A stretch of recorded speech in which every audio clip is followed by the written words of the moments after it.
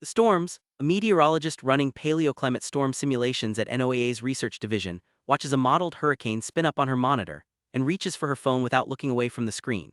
She's recreating Cretaceous-era tropical cyclone conditions using the period's warmer sea surface temperatures, and the storm intensity her model produces exceeds the upper bound of any category currently used to classify hurricanes today. She calls a colleague in from the next office who watches the simulation loop twice before saying anything. What he says is that the model needs to be checked for an error because storms of that scale shouldn't be physically possible. She reruns it with corrected variables and the storm holds its intensity. The detail that doesn't go away on a second pass is that warmer, more uniform ocean temperatures across a wider band of latitude would have allowed cyclones to form more frequently and sustain themselves over far greater distances, undiluted by the cooler patches that weaken modern storms. A science outlet picked up the simulation under the headline Ancient Megastorms, treating it as an interesting historical footnote. NOAA's internal model documentation, however, flagged the simulation output for extreme value verification before public release, a procedural step typically reserved for results the team does not yet trust. The verification process delayed the simulation's public release by several months, and when it was finally shared, the accompanying notes described the findings as illustrative of Cretaceous climate extremes, without specifying that the model had required 3 independent reruns to confirm. And yet no rerun changed the outcome.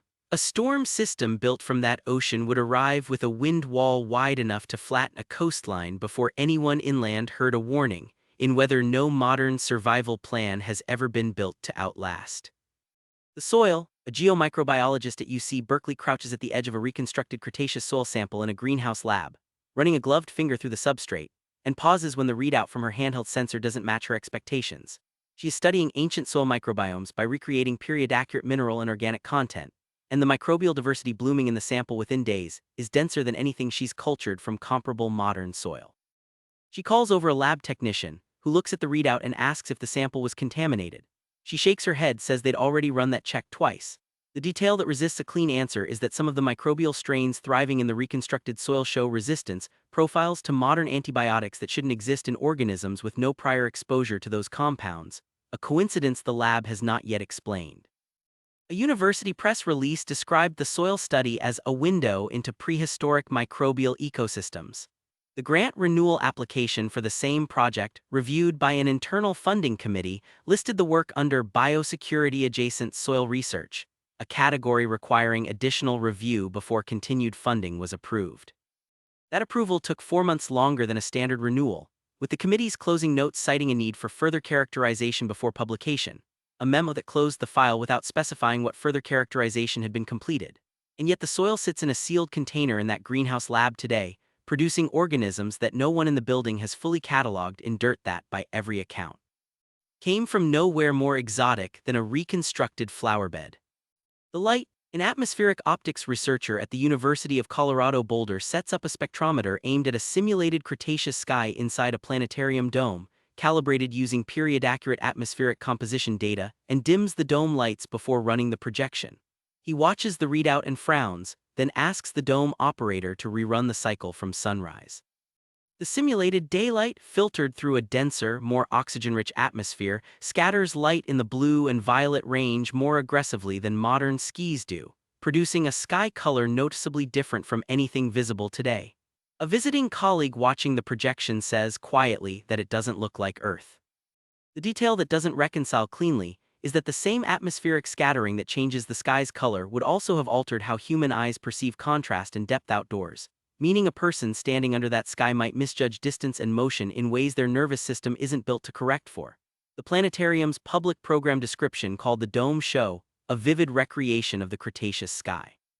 An internal visual safety assessment, conducted before the show's run because of complaints during a preview screening, recommended limiting continuous viewing time and added a verbal advisory read before each showing, a detail not included in any public marketing material. The advisory was added after 2 preview attendees reported disorientation severe enough that staff walked them out of the dome before the program ended, an incident logged but not publicized. And yet the dome continues running on schedule, lights dimming, advisory read aloud each time, under a sky that, by every calibrated measurement, never once matched the one outside the building.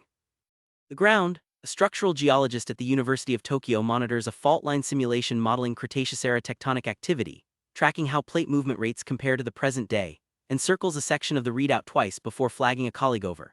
The Cretaceous period saw significantly faster plate tectonic movement and more frequent volcanic activity than today, meaning earthquakes and eruptions occurred on a shorter, more compressed timeline.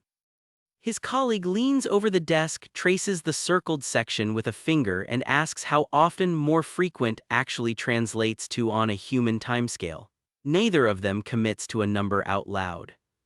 The detail that complicates the official framing is that some models suggest a person living through any extended stretch of the Cretaceous would likely experience a regionally significant seismic event within their own lifetime, not as a rare disaster, but as an expected feature of living on that version of the planet. A science communication outlet summarized the research as showing the Cretaceous was geologically active, a phrase that undersells the comparison. The original paper, by contrast, used the term elevated baseline seismic hazard, language the lead author's own conference slide deck simplified even further into a single line: ground stability cannot be assumed. The paper's findings were folded into a broader tectonics special issue rather than released as standalone news.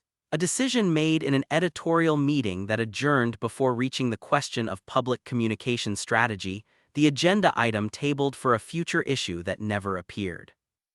And yet the simulation keeps producing the same baseline: a planet shaking often enough that no foundation, no shelter, no flat ground a person might stand on could be trusted to stay flat for an entire human lifetime. The animals, a vertebrate biomechanics researcher at Manchester University, stands before a life-sized muscle reconstruction of a Tyrannosaurus leg, hanging from a steel frame, running calculations on its bite force and stride speed one more time before a public lecture. He checks the numbers against a treadmill-based human sprint dataset borrowed from a sports science department down the hall.